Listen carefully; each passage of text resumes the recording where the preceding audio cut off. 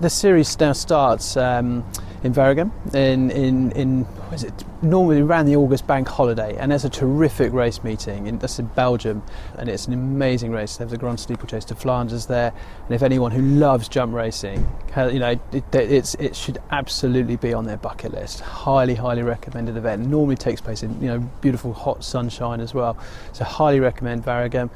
And it goes through a number of different races. They go up to Murano in Italy, which is probably one of the most stunning, beautiful race courses in the world. And no question, everyone who's ever been to Murano just sort of go, how did I not know about this? It's one of the best kept secrets to racing. And there's the likes of the Pas de Biche, which everybody knows is one of the most grueling and difficult steeplechases and one of the greatest racing spectacles on earth.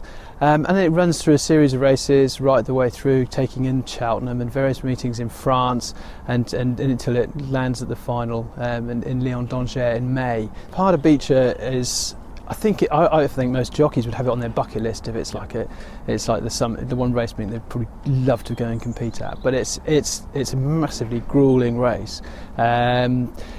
I think, talking to a number of people, the race at Murano is probably the trickiest. I don't even know how these jockeys find their way around some of these courses, and sometimes they don't.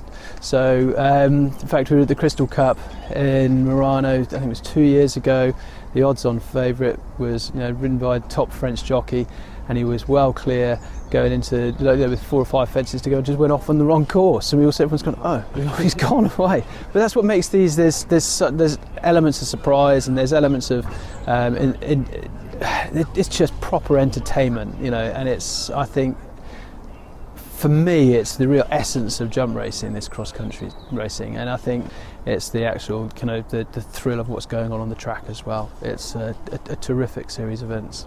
Actually, jump racing is quite strong in the Czech Republic. They've got some superhero trainers, and there's a guy called Josef Varner, who's, I don't know, he's like the Paul Nichols, and his son Josef Varner Jr. They're huge characters, and they pop up and win a lot of these Crystal Cup races.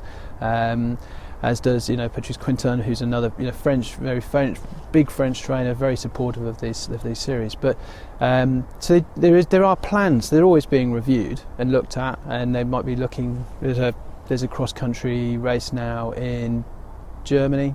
And I think there was discussion, or maybe we should see if we can get the Germans in, because we're in a privileged position. We've got the strongest jump racing probably in the world, but it's important that we're there to support and nurture the sport of jump racing across the whole of Europe. And this is one way that we can really participate and make sure that we're playing a meaningful role in taking the sport forward, beyond our own shores.